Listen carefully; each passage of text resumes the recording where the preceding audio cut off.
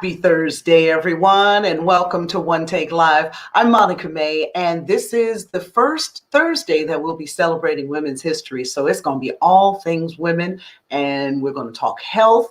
We're going to talk about history, education, so much this month. So I hope that you'll join us every Thursday. Wanted to also remind you before we go any further that you can keep up with me on Instagram at Ask Monica May, and you can also subscribe to my YouTube page at Monica May Communications. Well, what do you think that you get when you take an Ocoee native? Yes, a very good student as well, goes off to Hampton and then decides along the way, I think medicine might be it for me. She goes off to UNC at Chapel Hill. She does research at Harvard and Yale. But when her patients talk about her, they say, Dr. Nateya, oh my God, her bedside manner is the best. She's open, she's radiant, she's young, and she's got her finger on the pulse of women's health. So we want to welcome Dr. Nateya Carrington to One Take Live tonight. Dr. Nateya, how are you? I'm great. Thank you for having me, Ms. May. Thank you so much. And let's go to Monica like right away. Okay. I got it, Monica. You know, there's so many things I want to get to with you tonight. And one of the things that really, really caught my fancy is let's talk about 5 things your mom didn't talk to you about your vagina. That's one thing. 10 top things that no one talks about during pregnancy, and then some things that we can hit on about what's going on with menopause. And we've already got questions in the chat, so we got a lot to get to. But let's talk about you first and your decision to go into medicine. It started when? So when I was growing up, I tell the story all the time that I wanted to be both a doctor and a teacher. And my dad said to me one time, he said that you can practice, you can't practice medicine as a teacher, but you can teach as a physician. And that really stuck with me. And I feel like every day I teach my patients, I'm teaching them about their bodies, I'm teaching them about their health, what their options are. And so I think at that point, when he said that to me, it really stuck. And from that point on, I just wanted to go into medicine and become a physician. So you went from Ocoee High School into where? You said Hampton University? So I actually Ocoee High School wasn't even around when I was in high school. Okay, West Orange then must have been. I went to West Orange High School, and from there I went to Hampton University in Virginia. And was it there that you got the medical bug, or what actually, you said that your dad, but sometimes we go off from what our parents say. Yeah, so I would say I was in high school and they had a program called Explorers. And the Explorers program, it allowed you to kind of go to different sites. And I was going to the hospital. I was also in the Achievers program, and that also exposed me to the medical field in general. And those things, I think, kind of sparked my interest in medicine initially. I liked the excitement behind it, kind of the unknown. I liked all of that. And so those programs that I did back in high school, those really kind of initially got my interest. It's so amazing that you mentioned the Achievers, because I knew that we were on the board for the YMCA Teen Achievers, but I didn't know that you were a former Achiever. That's wonderful. I was. That is so cool. And that's why that program is so important. And in COVID times, that we were kind of delayed with doing anything with the students, but they're thinking about picking it back up again, because there is a lot that comes out of that. And a lot of great students have come from that program. So that's good to know. See, I learned something. And then from Hampton, you mentioned that someone came back to you after having gone to, was it a summer program at UNC? Yeah. So UNC Chapel Hill, their School of Medicine, they had a summer program where they would bring students on campus each year. And a really good friend of mine in college, she went off to the program. And when she came back, all she would do was talk about UNC Chapel Hill, UNC Chapel Hill. And so when I was making my list of schools, I was like, okay, I'll apply, because she was talking so much about it. And then when I went there for my interview, I fell in love as well. School was incredibly diverse. The professors seemed like, they were really hands-on, trying to help you, achieve. And so I think the diversity being one of the biggest things for me, but just in general, the support that you seemed like you were going to get from the faculty was really important in my decision. So then after completing that, you said that you did some research. Tell me about the research that you've done at Harvard and Yale. So I actually did the research prior to going to med school. I did the research at Hampton University.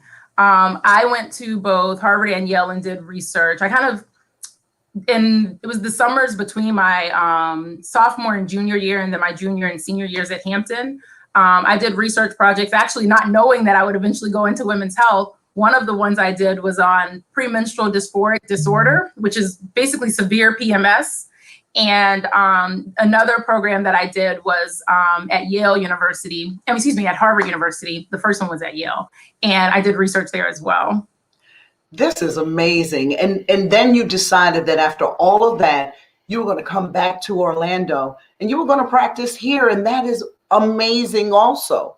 And what made you decide to do that? Because I'm sure that you could make more money, other places, larger cities. What made you decide to come home? This is home. And so I feel like being able to come back and have an impact on the community where I grew up, being able to treat the women in the community, like I said, where I grew up, the women who I treat, they were me. The young girls who I treat, they are me.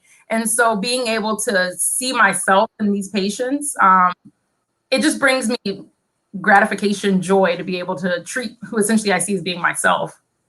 So you may not know this, the viewers may not know this, but we have a program with Let's Spill the Tea called 10 by 3. And I've asked Dr. Nateya to come on board to speak not only to the young girls, but to the moms also, because the topics that she hits can go for young as well as mature women. And one of the things that she talks about is the 5 tips to surviving menopause. And I said, hey, even at my age, I'm still going through hot flashes. How is that? Yeah, so menopause, there's lots of factors that can affect how long you have hot flashes, or even if you ever have a hot flash. Yeah. I have patients who have never had a single hot flash, and I'm sure you're jealous of them. And I have other patients who are in their 80s and still having hot flashes. Some of it's genetic. So some of it, if your mom, your older sisters, if they unfortunately struggled with menopausal symptoms like hot flashes, you're going to be more likely to. But some of it, there are modifiable things that we can do. So we know that being overweight and obese, that increases the risk for having or dealing with hot flashes. So having a healthy diet is really important. Also, in addition to that, regular exercise. So exercising actually has been shown to decrease the risk for hot flashes. So if you're not active, you're going to be more likely to struggle with hot flashes. Other things that are modifiable and things that we can change, just memory. So a lot of things that people tend to struggle with as they're getting older and going through menopause is memory issues. And so doing things that keep your mind active, whether it's puzzles, whether it's like those Sudoku puzzles, things like that. Just trying to keep your mind active is important as well. So there's a lot of things that we can do to modify.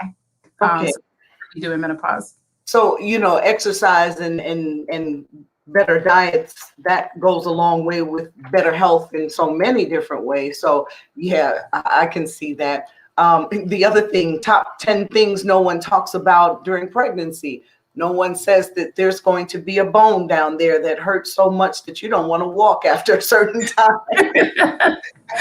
No one talks about your feet getting bigger. None of my shoes fit anymore. Yeah. No one talks about, wow, I wonder what my feet even look like when I look down. So, and the thing that we're really harping on is the fact that our moms didn't talk to us about those things. Their moms didn't talk to them about those things. Life changes, life chances. And so how would you suggest to moms today to be able to have an open conversation with their young girls about sexuality and just about women's health? I think being open and honest is the most important thing. I think a lot of times what we have to realize is if we're not giving our daughters this information, they're going to get it from somewhere. And where you don't want them to get it from is from their friends who know just as much, if not less than they do, from TV, from music videos. And so be open and honest. If they ask a question, answer it in the most honest way you can. And if you're not comfortable talking about some of these things, find someone who is comfortable, whether it be a physician like myself, whether it be someone who you trust, another family member to talk to them, but just having open and honest conversations, because otherwise, I mean, they're going to get the information. It's a matter of where they're getting the information from. Is there a certain age that we should start having open discussions about sexuality with our girls, with our boys? Absolutely. Yeah. So as soon as they're able to start understanding, one of the things that I think is important, I don't think a lot of people realize, I grew up, for example, referring to my private areas as a pocketbook. That was what we called it. Okay. And there's people who refer to it by all of these other terms. But it's actually important that even from a young age that they know it's the vagina and it's the penis. Mm-hmm. And the thing is that they've actually shown that there are sexual predators who go to kids and do things to them. And then these kids go back and they say, oh, well, somebody touched my pocketbook. Well, everybody's thinking they're talking about a purse, but they may be talking about something different. And so I think it's really important that even from a young age that we're teaching kids what their body parts are. Mm-hmm. And let the conversation kind of grow from there for whatever's age appropriate for them. Okay, and we can't be so judgmental either when they come to us with questions. And how do you take that look of, oh, I don't know, where are you getting this stuff from? Those are some of the discussions we have with Let's Spill the Tea. Where are you getting this from? Absolutely, because then they're not going to want to come to you again. I think answer the question. You can, of course, ask them, well, where did you learn about such and such, or where did you hear about this? But I think not making them feel uncomfortable or making them feel like their body parts are dirty or that there's something, we shouldn't talk about. I think it should be an open, as a parent, they should be most comfortable talking to you. Mm-hmm, mm-hmm. If you're just logging on, we're talking with Dr. Nateya Carrington. She has the Radiance Women's Center here. The Radiance Center, Radiance Women's Center is on Facebook, and it is a phenomenal practice. It's brand new, and we're inviting everyone to just log on to her Facebook page, and you can connect with her at radiancecenterobgyn.com, and you can ask her questions, and she will respond to you. 5 things your mom didn't tell you about your vagina. Wow, that's interesting. Yeah. So as we were kind of saying, I think a lot of times our moms, our grandmothers, they didn't talk to us about things like that. And that's because their mothers didn't. But the very first thing that I find a lot of patients come to me thinking is that what we look in the mirror and we see is our vagina. And it's actually not. The vagina actually is not what you look at in the mirror. The vagina is actually the canal that's on the inside. It's a more internal organ. What you're seeing on the outside is the vulva. And so that's one of the main things. I think a lot of people have the wrong names for their body parts.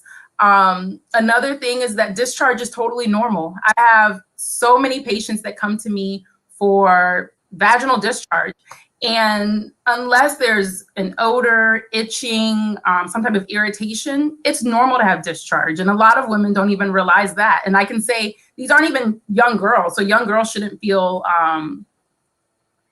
discouraged or anything because they don't know. I have women in their 50s and 60s who don't realize this. And just because of a lack of knowledge being passed down. In addition to that, women think that their vaginas are supposed to have this flowery, fruity smell. We get these sprays, and they even sell these little mints for your vagina, which actually are more likely to cause an infection than anything. But vaginas shouldn't smell like a fruit orchid or, anything that you're buying over the counter. They have a normal smell, which is a little bit tangy, if anything. But there's a lot of misconceptions and a lot of things that the media has pushed on us to make us think that our natural normal body is not normal. And that's not the case at all. We don't need to buy things to make us smell like, a sweet pea or whatever other thing we're trying to promote. And actually that can be even more irritating. Absolutely. Absolutely. I'm not a promoter of any particular soap. I don't stand, or I'm not the voice for, but one of the things that a gynecologist told me years ago is that the fruitier is not good, Try traditional Dove soap, and that will be just fine, you know. Absolutely. And you're not trying to scrub it away, you know, you just want to wash yourself normally. There is a question, can a pap smear check for ovarian cancer? That's actually a very good question. So I guess I'm going to start back a little bit. A lot of women don't even realize what the pap smear is. So when you go into the office and you get an exam and they do an internal exam, that's not a pap smear. So I have a lot of women come to me and think that because they had a pelvic exam, they had a pap smear. A pap smear when they use the swab to screen for cervical cancer. And it's screening specifically for cervical cancer. It does not screen for ovarian cancer. Unfortunately, we don't really have any good screening for ovarian cancer, but it is important that you do your annual pelvic exams because sometimes we're able to detect masses and things like that on the ovaries. But a pap smear, to answer the question, does not screen for cervical cancer. Does not screen for ovarian cancer. It's only screening for cervical cancer. And so how early should a woman decide that she needs to see you to have the whole process begin, to have that annual exam? And I think we'll wrap it up right after that. That's a good question too. So as far as the pap smears, we start doing pap smears at the age of 21. But I see many patients younger than that. And that's because if there's issues with abnormal periods, if they want to talk about birth control options, if they're having issues with painful periods, heavy, whatever it may be, we definitely see young women and girls far younger than 21. But as far as screening for cervical cancer, we start that at the age of 21. Again, Radiance Center OBGYN.com is the best way to catch up with Dr. Nateya. And I can't tell you how happy I am that you decided that, yeah, oh, come on, we'll start that. And I love your new practice. And I want to invite you.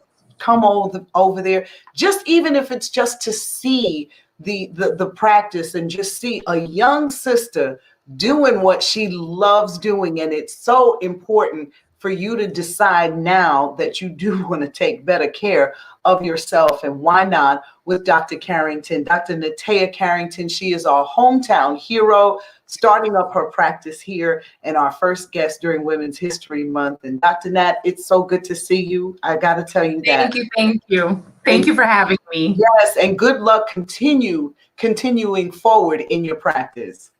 I will. And again, thank you. You're welcome. And thank you for joining us for another edition of One Take Live.